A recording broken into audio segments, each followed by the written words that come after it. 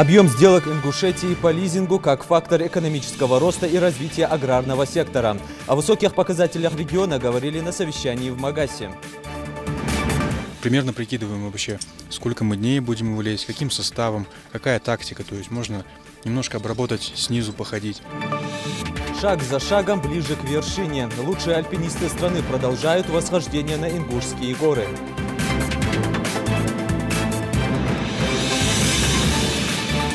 Думаю, Господи, зачем вот люди мне уделяют столько внимания? Неужто я это заслужила? Никого не обделяем. Администрация сельского поселения Троицкое оказала помощь жителям села.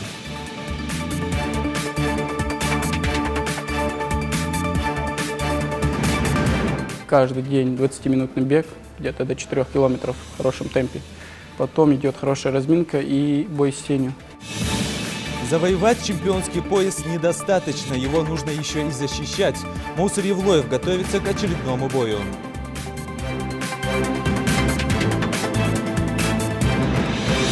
Первые занятия у меня, я им даю баловаться этой глиной, чтобы они привыкли, чтобы они более осмелели с глиной. Детские руки творят чудеса. В Музее изобразительных искусств состоялась выставка работ юных мастеров.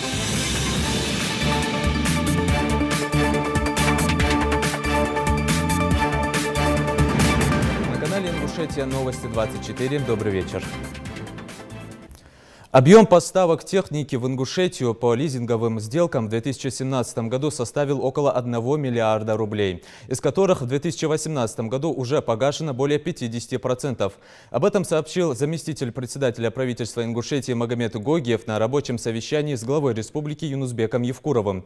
Подобный объем сделок оценивается как достаточно большой для экономики Ингушетии, способный стать фактором экономического роста и стимуляции развития аграрного сектора. Техника по лизинговым сделкам – это один из самых выгодных способов, позволяющий предприятиям без больших затрат увеличить производство, построить новые цеха, обновить технологии за счет покупки технических новинок. Можно приобрести, к примеру, в сельском хозяйстве новые аппараты для обработки урожая, сбора молока, разделки мяса. В свою очередь, ежемесячные платежи перекрываются прибылью, которая пойдет от использования нового оборудования. Юнусбек Евкуров обратил внимание на необходимость систематизировать лизинговые платежи и соблюдать своевременность их выплат. 304 золотых, 182 серебряных и 218 бронзовых медалей. Таков спортивный итог 2017 года для Ингушетии. Лучших спортсменов республики сегодня чествовали в Магасе. Все они упорными тренировками и стремлением к победе показали высокие результаты в спорте. Неимоверный труд каждого по сложившейся традиции Юнусбек Евкуров отметил почетными наградами. На памятном мероприятии побывал и наш корреспондент Зелимхан Калоев. Весь прошлый год ингушские атлеты и борцы радовали нас красивыми победами, и можно смело сказать, что эти награды более чем заслуженные. Юнусбек Евкуров, чествуя спортсменов, отмечает, что в этом году ждут от них еще больших достижений и ярких побед. Здоровое общество – это и подрастающее поколение, это и горизонты, это и ориентиры, это вообще жизнь человека. Поэтому, конечно, когда в регионах страны спорт развивается, это значит, в целом страна становится спортивной, и в целом в стране здоровых людей больше. Мы сегодня можем смело с вами заявить, что за последние буквально 5 лет мы с вами стали спортивным регионом страны. 5 лет назад мы не могли об этом говорить по ряду причин. В первую очередь из-за отсутствия спортивной инфраструктуры, и в связи с этим, конечно, по количеству тех, кто занимается физическим спортом или физкультурой и спортом. И во вторую очередь это отсутствием ряда федераций спортивных, которых исторически в республике не было. Сегодня мы можем об этом говорить, сегодня мы видим это по всем направлениям. Чествуя вас,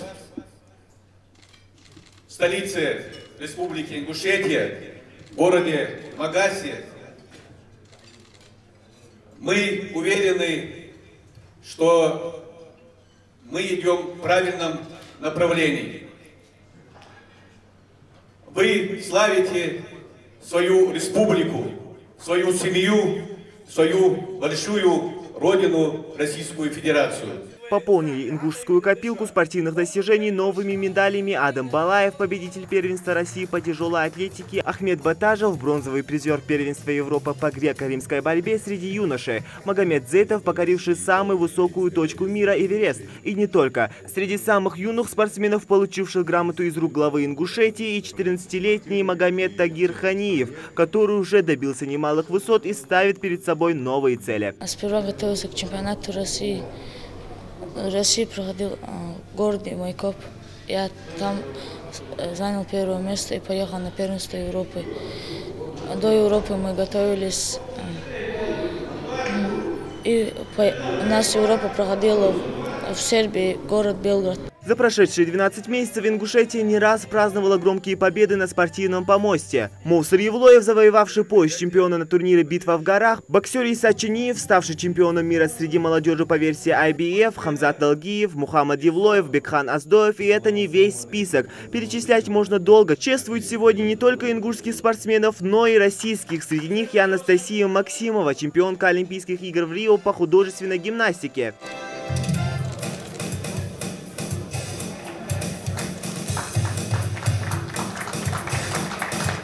304 золотых, 182 серебряных и 218 бронзовых медалей. Ингушские спортсмены не раз покоряли всероссийскую и мировую арену, доказывая тем самым, что здесь воспитывают настоящих борцов. Когда же еще можно будет увидеть лучших из лучших в одном зале, а рядом с ними те, кто вложил в них всю душу, их наставники. Док дик спортсмены были док результаты ширкат бей республики. Сон бей цакам дуачхана бог бепас цахан халдер бог бей. Ханза бей республика нично уют. Док дворец спорта е док школы откидят. Лидовый дворец елай. Чао немат двин да занер бей. Развивается в нашей республике и совсем новый для республики вид спорта — гимнастика. Лейла Мальсагова, президент Федерации по гимнастике региона, совсем недавно на этой должности, но ее труд уже отмечают грамотой главы. Мы видим, как спорт в общем развивается в нашей республике, особенно, могу сказать, за гимнастику. Художественная спортивная гимнастика – это новый вид спорта в нашей республике. Глава активно поддерживает все начинания спортивные, как мы знаем. Наша база находится во Дворце спорта «Магас». Это один из лучших комплексов сегодня в России, можно сказать. Отвечает всем требованиям, которые нам необходимы. 2017 год оказался богат на знаковые события в истории ингушского народа. Темп развития новых видов спорта, как хоккей, ралли, конные скачки. Большое внимание уделяется и олимпийским видам спорта. А самое главное, на спортивном небосклоне зажигаются новые звезды и появляются новые имена, которые прославляют всю республику и всю страну. Зелимхан Калоев, Майрбек Миржоев, Новости 24. В Джайравском районе Ингушетии за право стать лучшей командой по альпинизму борются сильнейшие скалолазы страны. Там начался второй день основного этапа чемпионата России по альпинизму в техническом классе. С раннего утра большинство команд отправились покорять вершину горы Цейлуан. За восхождениями альпинистов наблюдал Тамерлан Хамхоев. 12 команд из разных регионов России, в том числе и нашей республики, который день штурмуют горные массивы Ингушетии. Для них у подножия горы специально оборудовали альплагерь. В то время как одни альпинисты, уже выбрав для себя маршруты, поднимаются к цели, другие только собираются стартовать. Для начала мы выбираем маршрут, смотрим его описание, если оно есть, если это не первый проход, если первый проход просто смотрим на стенку, осматриваем и примерно прикидываем вообще, сколько мы дней будем его лезть, каким составом, какая тактика, то есть можно немножко обработать, снизу походить, либо сразу залезть там с платформой совсем. Затем мы вот конкретно подбираем под каждый маршрут определенное снаряжение, то есть ведь разные маршруты требуют разное количество снаряжения и различные приемы. Команда из Кирова также готовится к предстоящему восхождению. Они планируют выйти через 2 дня, но уже сейчас готовят и проверяют снаряжение, без которого альпинистам никак. Команда уже более 13 лет вместе покоряет горные высоты. Казалось бы, с таким опытом можно с легкостью пройти любые маршруты, но все не так просто. Альпинизм — такое дело легко, не бывает, если легко, им, как правило, не занимаются. Поэтому даже на простых маршрутах, на двойках, на тройках есть всегда риск, что что-то пойдет не так. Вот. И, естественно, всегда и по нагрузкам.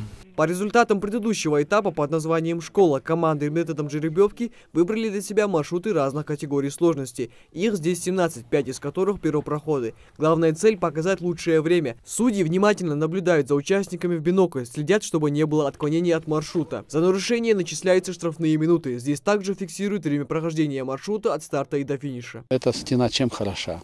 Она очень сложная. Много маршрутов находятся на двух стенах, которые легко наблюдаются судьями, зрителями. Поэтому это уникальная стена на Кавказе. Здесь выступают спортсмены не ниже первого спортивного разряда.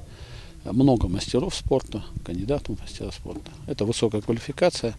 Это подготовленные люди уже. На восхождение каждой команде требуется как минимум 2 дня, поэтому приходится ночевать прямо на скальном массиве. Для этого у альпинистов есть все необходимое. Сейчас почти все команды идут вровень, и сказать наверняка, кто победит, никто не берется. Конечный результат зависит от многих факторов. Погодные условия, выбранная тактика, работа с альпинистским снаряжением и, конечно же, сложность выбранного маршрута. Есть маршруты, которые больше преобладает свободное лазание. И есть в командах люди, которые владеют лучше этим способом передвижения по скальному рельефу. А есть альпинисты, которые владеют искусством, больше на искусственных точках опоры. То есть это зеркальные такие маршруты, и они на них передвигаются, допустим, более удачнее, чем лазанием. Чемпионат продлится до 13 февраля. Команду победителей определяет по результатам всех восхождений. Микаил Тангиев, Адам Далаков, Новости 24. В Госдуму внесен законопроект о повышении минимального размера оплаты труда с 1 мая этого года. Ранее МРОТ планировалось довести до прожиточного минимума лишь с 1 января 2019 года. Однако позитивное состояние экономики позволяет сделать это на полгода раньше. На данный момент минимальный размер оплаты труда установлен в размере 9489 рублей в месяц, что составляет 85% от величины прожиточного минимума. Решение о повышении МРОТ с 1 мая этого года не отразится на позитивных процессах в экономике страны, считают в Кремле. В Троицком 25 семей получили от местных властей наборы, в которые вошли продукты первой необходимости. Акцию провели для русскоязычного населения села.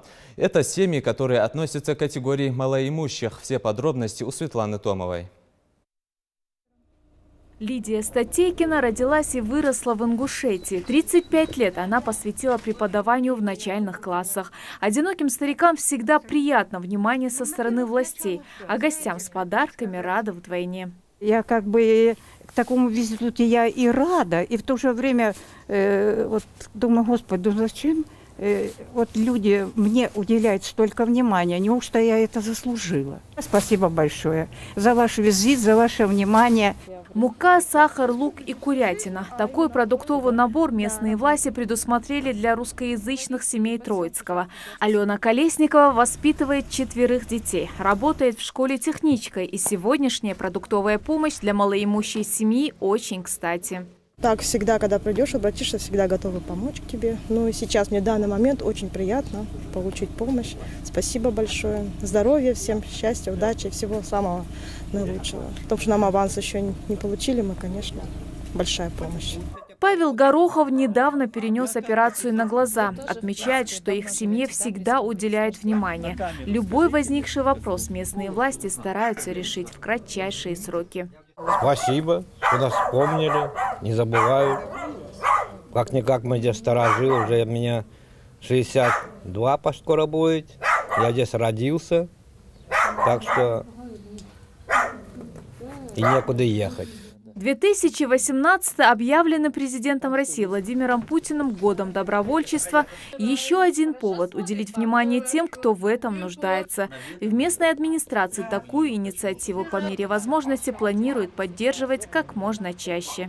По плану мы решили оказать более 25 семей, охватить продуктами мука, сахар, лук репчатый и домашние куры. Понимаете, хоть немножко, когда оказываешь материальную помощь людям, уделяешь внимание, это, я считаю, больше всего. И как объявил президент Российской Федерации Путин Владимир Владимирович, что в этот год волонтеров. И я решил сделать приятное для русскоязычного населения на сегодняшний день. Всего в Троицком проживают 52 русскоязычные семьи. В республике им не только на муниципальном, но и на региональном уровне стараются уделить особое внимание и оказать необходимую помощь. Светлана Томова, Майрбек Мержоев. Новости 24. Правительство России одобрило законопроект о производстве органической продукции. В ближайшее время документ будет внесен в Госдуму. В случае принятия закона будут внесены такие понятия, как органическая продукция, производство и производители органической продукции. Добровольное подтверждение соответствия производства органической продукции будет осуществляться органами по сертификации. Законопроектом также предусматривается создание единого государственного реестра производителей органической продукции, который будет содержать сведения о производителях и видах производимой ими продукции.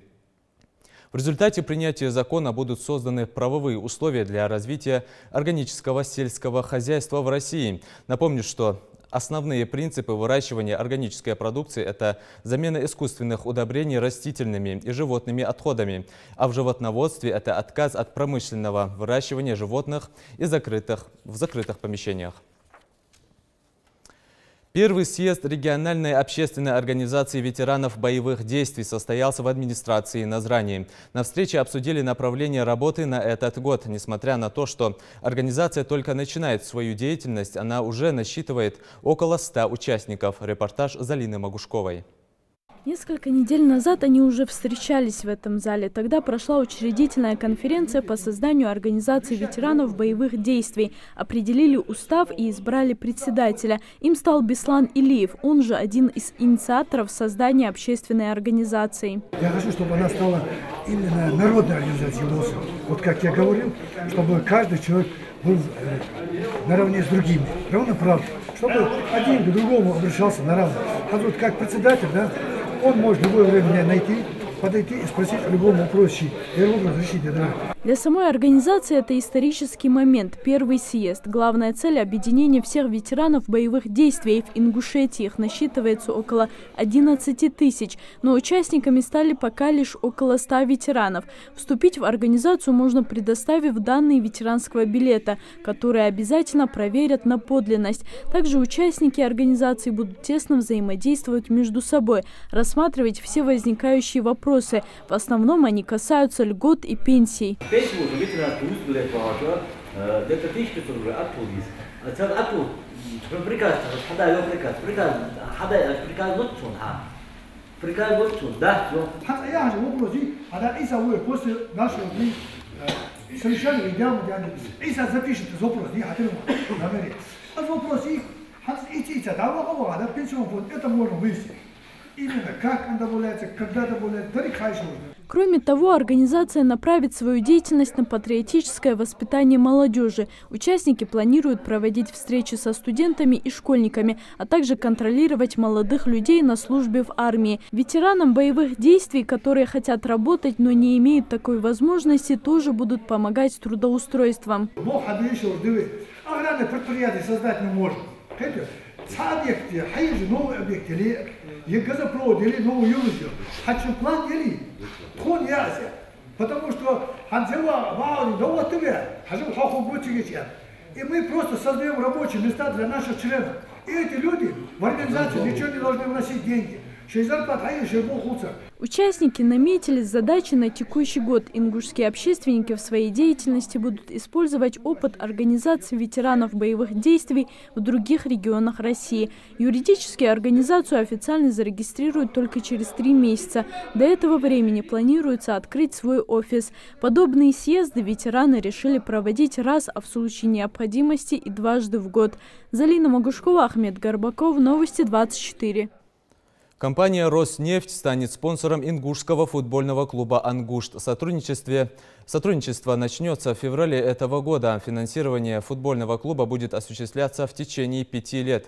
Команда на данный момент существует за счет ингушских инвесторов. «Роснефть» взяла на себя обязательство финансировать «Ангушт» на уровне 2-го дивизиона российского чемпионата по футболу. В настоящее время команда выступает в зоне «Юг» первенства профессиональной футбольной лиги. В текущем сезоне клуб занимает 12-е место. На его счету 20 очков, набранные в 17 матчах. Чемпион М1 Global в легчайшем весе Моусер Евлоев впервые будет защищать свой чемпионский пояс. Зрелищный бой состоится в конце февраля в Москве. Сейчас спортсмен активно готовится к важному поединку. Ингушскому бойцу будет противостоять спортсмен из Казахстана Сергей Морозов. Продолжит наш корреспондент. 6, 7. До предстоящего боя достаточно времени, однако Моусер не собирается упускать ни минуты, ведь для него, как и для любого спортсмена, важна защита чемпионского пояса, которую он отвоевал немалыми усилиями. Чемпион М1 Global в легчайшем весе занимается в спортзале 2 раза в день, утром и вечером. Физические нагрузки и строгая диета. На утренней тренировке акцент делается на упражнениях улучшения скорости, выносливости и отработки ударной техники. В день 20-минутный бег, где-то до 4 километров в хорошем темпе. Потом идет хорошая разминка и бой с тенью. Потом каждый день идет кроссфит. Это я чередую, там разные кроссфиты у меня по своей программе. Вот. И после кроссфита мы дорабатываем на лапах, там и идет потом боксерские упражнения, ну, на удар, там, на резкость. И вот уже делаем доработку, там пресс, поясница, растяжка и все. Вот. А вот уже вечером это и схватки, и спарринги. Вот, больше делается акцент на имитацию боя. Пояс чемпиона Моусер заслужил во время своего последнего выступления на спортивном шоу «Битва в горах», прошедшего в регионе в августе прошлого года. В этом поединке он боролся против Павла Ветрука. Моусер Евлоев на протяжении всех 5 раундов чемпионского боя доминировал в рейдже, что в конечном итоге принесло ему уверенную победу.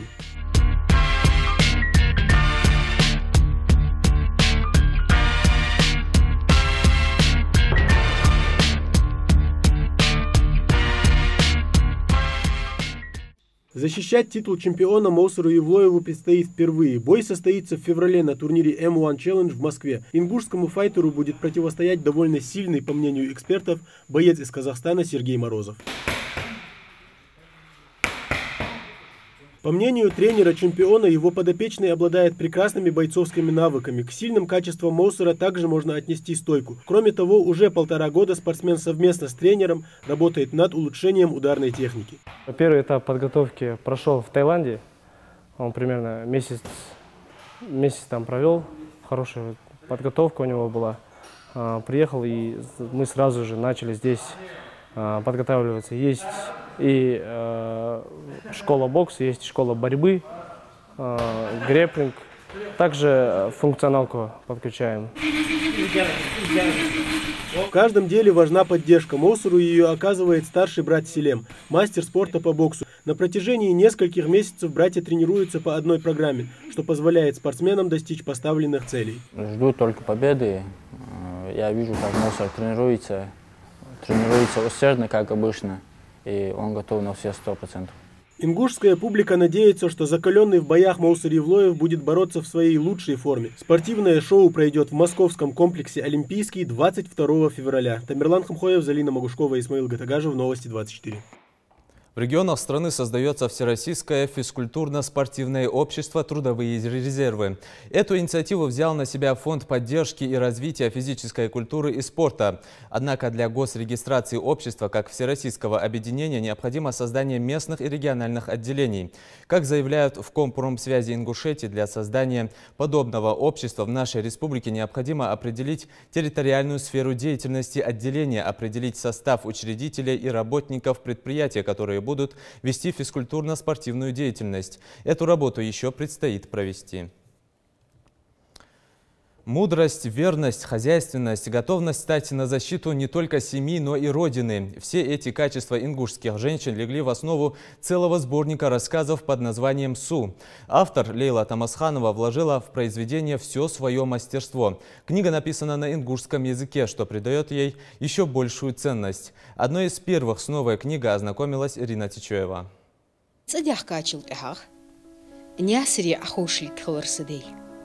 Ызымцан денне буссе дагдялар мыдари. Ярду аврах дие, ярду аврах нон хой булш, ехеда ахртхо. В этом рассказе из нового сборника «Сув» Лейла Тамасханова описывает реальный сюжет из своей жизни. Для писательницы, автора многочисленных рассказов, эта книга скорее признание. В каждом предложении столько искренности, что читатель точно не останется равнодушным. Для автора важно было донести до своих читателей, какая важная роль отводила женщине во все времена. Есть душа того повествования, которое я изначально в себе носила. И для меня нет рассказа, который роднее, ближе и чуть дальше, что называется, от истоков моего повествования. Ну, а в целом, конечно, рассказы посвящены благородству души человеческой. Что есть зло, а что есть добро. Книга на ингушском языке, автор признается, написана так легко и непринужденно, что любому читателю придется по душе. Лейла Тамасханова уверена, что из этого сборника можно извлечь хороший урок воспитания в себе человека. В книге также представлены иллюстрации, которые создала сама Лейла Тамасханова. Они передают всю историю ингушей в 20 веке. Сборник рассказов Лейла Тамасханова посвятила всем ингушским женщинам. Умным, красивым, хорошим, порядочным, благородным, знающим себе цену и цену этой жизни. Вдохновили Лейлу Тамасханову сильные женщины, а таковыми писательница считает всех ингушек. То, как горянки вели себя в тяжелые годы. Ведь наши женщины всегда были и остаются хранительницами домашнего очага и в религии, и в адатах. Представительницам прекрасной половины человечества отводится роль матери, дочери, сестры и жены. Это вещь проработанная уже годами, понимаете?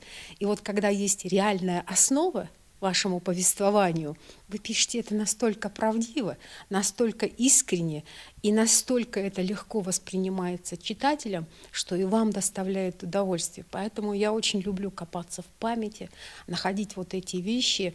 Ну и, конечно, художественное обрамление я не исключаю, оно, конечно, присутствует, но при этом я должна вам сказать, весь сюжет выстраивается на реальных вещах. Ну а читатель сможет ознакомиться со сборником рассказов Су уже в ближайшее время, а школьники смогут его прочесть в своих библиотеках. И это еще не все. Лейла Тамасханова планирует в этом году выпустить первый роман «Мали» на ингушском языке, который, признается писательница, будет не менее интересным. Ирина Тичуева, Рамзан Миржоев, Новости 24. Помочь раскрыть таланты. Такая задача стоит перед профессионалами, которые решили стать наставниками. Поддержка высококлассных специалистов на предприятиях, в бизнес-корпорациях, образовательных учреждениях крайне необходима. Несколько тысяч человек со всей страны примут участие в форуме «Наставник-2018», который пройдет с 13 по 15 февраля в Москве. Заявки принимаются до 1 февраля. Подробности на официальном сайте форума. Утеплиться к холодам предлагает магазин «Снежка». В регионе проходит выставка меховых изделий. Представлены шубы, жилетки, полушубки. Товар можно приобрести и в рассрочку. По многочисленным просьбам жителей республики выставка продлена до 2 февраля. Мария Мистоева расскажет подробнее. Шуба с давних времен считается признаком достатка, а красивая шуба еще и говорит о безупречном вкусе ее обладательницы. Даже самая привередливая покупательница на выставке меховых изделий фабрики «Снежка» найдет шубу по душе, которая поднимет самооценку любой женщины и согреет даже в самые крепкие морозы. Каждое изделие вы можете у нас взять в рассрочку на 3 года без первоначального взноса и без каких-либо переплат. На каждой шубке у нас имеется индивидуальный чип. По этому чипу каждый покупатель может проверить всю историю шубки, что она действительно произведена в России. Также на каждое изделие у нас имеются сертификаты и гарантия. А самое главное, магазин предлагает как выгодные условия покупки, так и различные акции. Например, покупательниц здесь ждет весьма приятный подарок. Также мы хотим сказать нашим покупателям, при покупке шубки жилеточка идет в подарок. Новость о возможности покупки шубки в рассрочку привлекает все больше покупательниц, причем большинство из них пришли за покупками повторно, а все благодаря качественному обслуживанию, консультированию и большому выбору. Померила полушубок, мне он понравился, меха хорошие, люди отзывчивые, продавцы очень хорошие тут, поэтому, конечно, и если учесть, что они идут навстречу населению, потому что не у всех есть деньги, кто-то может в рассрочку взять шубу для себя, так что мне лично нравится продукция. Выставка расположилась в зале на первом этаже Дворца культуры в Назрани. Свой ассортимент норковых шуб высокого качества магазин будет предоставлять до 2 февраля включительно. Ежедневно с 9 утра и до 19 часов вечера в Снежке вас ждет большой выбор роскошных шуб на любой вкус. Мария Мистоева, Сурхо Кусиев, Новости 24. Детские руки творят чудеса. Так называется выставка работ воспитанников известного художника Багаудина Сагова. Освоив все тонкости декоративно-прикладного искусства, мастер передает весь опыт юным талантам. Работы начинающих художников восхищают всех ценителей, в числе которых была Дана Плиева. Разнообразные красочные пейзажи и портреты. Около 40 художественных работ, написанных акварелью, которая в живописи по праву считается одной из сложнейших техник. Кроме того, полсотни глиняных скульптур разных видов и жанров. Детские руки творят чудеса. Именно так называется выставка воспитанников Сунжинской детской художественной школы, которая проходит в Музее изобразительных искусств. Сами работники музея признаются, в последнее время они проводят огромную работу в организации таких экспозиций. Бывают у нас выставки художественного рисунка, бывают конкурсные выставки, проводим мы с детьми акции. Также мы выезжаем в ближайшие населенные пункты, проводим разные выставки и читаем по этим выставкам экскурсии. Для чего это я говорю? Для того, чтобы детей нужно привлекать, детей нужно приобщать, детей нужно стимулировать, чтобы им интересно было продолжать свое любимое занятие тем, чем они занимаются. Авторам каждой из этих работ от 6 до 14 лет. В художественной школе ребята впервые начали заниматься 2 года назад. Такого результата и за столь короткое время возможно добиться только благодаря желанию и таланту, признается их наставник, известный художник и мастер декоративно-прикладного искусства Багаудин Сагов. Просто преподаватель должен раскрепостить ученика, чтобы он не боялся. Первые занятия я им даю баловаться этой глиной, чтобы они привыкли, чтобы они более осмелели с глиной а потом уже начинается более серьезное. Сперва делается каркас, устанавливается это на основу, на ДСП. После этого я им даю рисунок, и по этому каркасу они начинают ее лепить. Конечно, под моим руководством, конечно, там бывает погрешности, мне приходится их ругать. Тем не менее, иногда я сам себе задаю вопрос, может, я слишком строг. Ни один ребенок не уходит из-за этой строгости. Выставка привлекла немало ценителей искусства. Это не только жители, но и коллеги по творчеству. Зарета Ахильгова признается, просто восхищена талантом юных мастеров. Руки детей творят, просто великолепные они творят. Их этому, естественно, научили, но есть у них и изюминка своя, это дар от Всевышнего. Если нет этого дара, допустим, сегодня, чтобы что-то нарисовать, я должна приложить огромные усилия, но у меня ничего не получится, потому что нет этого дара. И вот выявлять вот этих детей, которые умеют рисовать, которые умеют писать вот эти прекрасные картины, это уже огромное достижение. Наши дети, они когда чувствуют любовь. Если этой любви нет, то неинтересно даже приходить. Не раскрываются они. Поэтому хотелось бы, чтобы родители помогали, чтобы дети выявлять таланты. Выставка продлится до конца февраля, но это не все работы воспитанников, которые войдут в экспозицию. Музей скоро также планирует провести выставку других произведений искусства юных талантов. Дана Плиева, Марбек Мержоев, Новости 24. Это были все новости к этому часу. Оставайтесь на Национальном.